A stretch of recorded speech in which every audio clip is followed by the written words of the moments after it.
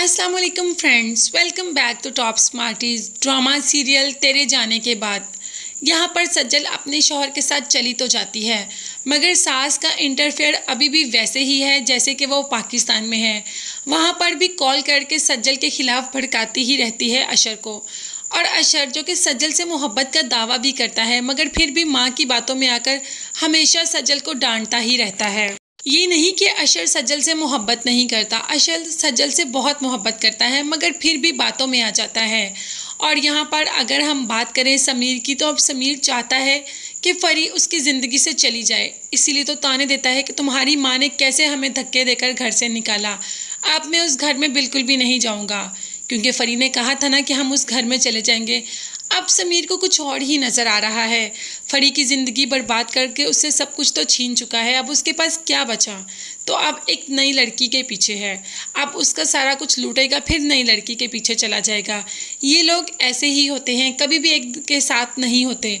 जैसे कि अब फरी से कुछ हासिल नहीं होगा तो फरी को अपनी ज़िंदगी से निकालने की कोशिशों में है कि किसी न किसी तरीके फरी खुद ही निकल जाए।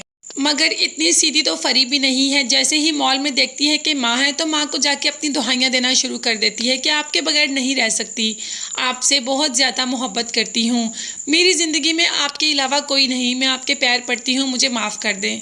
माँ जो कि पहले ही घर में बहुत अकेला महसूस करती है, तीनों बच्चों के होते हुए भी साथ कोई नहीं। माँ चाहती है कि फरी वापस आ जाए, क्योंकि फरी जो तरकीबें बताती है वो अलीज़े नहीं बताती। फरी का दिमाग बहुत ज़्यादा चलता है इन मामलों में, इसलिए तो माँ चाहती है कि अशर और सज्जल की ज़िंदगी बर्बाद करने के लिए फरी वापस आ जाए, और फरी को वापस ले भी आएगी। यहाँ पर अलीज़े जिसने कि नई नई गाड़ी चलानी सीखी, सबसे पहले जब बाहर निकली तो किसका एक्सीडेंट ही कर देती है, और एक्सीडेंट करवाने वाला कोई और नहीं, सामने उमैर ही होता है। उमैर की भाभी उसके लिए रिश्ता लेकर आई होती है। उमैर जिसको पता भी नहीं होता कि उसके लिए रिश्ता आया है, जब पता चलता है तो वहाँ से उठकर चला जाता है। उमैर इस वक्त बहुत ही ज़्यादा टेंशन में होता है, वो अपने साथ सज्जद के अलावा किसी का तसव्वुर भी नहीं कर सकता। और अलीज़े ने नई नई गाड़ी चलाना सीखी होती है, बस दोनों का टकराव होता है और उमैर का एक्सीडेंट हो जाता है। अलीज़े उमैर को लेकर हॉस्पिटल तो पहुंच जाती है, इसीलिए अभी घर नहीं आती, मगर फरी घर पहुंच जाती है। घर आते ही क्या देखती है कि माँ बेसुध बेहोश पड़ी है। वो तो आकर चीखना चिल्लाना ही शुरू कर देती है। पहले तो माँ को पानी वगैरह देती है, उसको होश में लाती है और फ़ोन कर देती है अशर को कि अगर तुम मेरी माँ का ख्याल नहीं रख सकते थे तो मुझे बता देते, मैं अम्मी को अपने साथ ले जाती। तुमने अम्मी को दर बदर कर दिया, मैं आई तो अम्मी इस हाल में लेटी हुई थी, बिल्कुल बेहोश बेसुध, उन्हें कोई होश नहीं थी। बेटा और बहू वहाँ पर ऐश कर रहे हैं, यानी कि काफ़ी बातें सुनाती है फरी।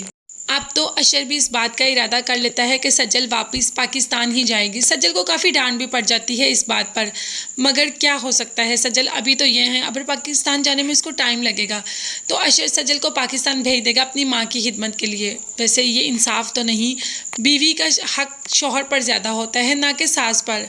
अगर हम इस्लामी तरीक़ों के मुताबिक भी देखें तो बीवी के फ़र्ज़ है शौहर की खिदमत करना, ना कि सास की। मगर अशर यहाँ पे सज्जल को पाकिस्तान अपनी माँ की खिदमत के लिए छोड़ आएगा। तो फ्रेंड्स, आपको ड्रामा कैसा लग रहा है? क्या आप चाहते हैं कि सज्जल पाकिस्तान चले जाए? मुझे कमेंट्स में ज़रूर बताएं। इसके साथ साथ मेरे चैनल को ज़रूर सब्सक्राइब कीजिएगा। साथ ही साथ आपको बेल आइकॉन का नोटिफिकेशन नज़र आ रहा है, वो ज़रूर प्रेस कर दें, ताकि मेरी हर नई आने वाली वीडियो आप तक बआसानी पहुँच सके। अपना बहुत ज़्यादा ख्याल रखिएगा और अपनी कीमती दुआ में मुझे भी याद रखिएगा। नेक्स्ट वीडियोज़ तक के लिए अल्लाह हाफिज़, bye bye and take care.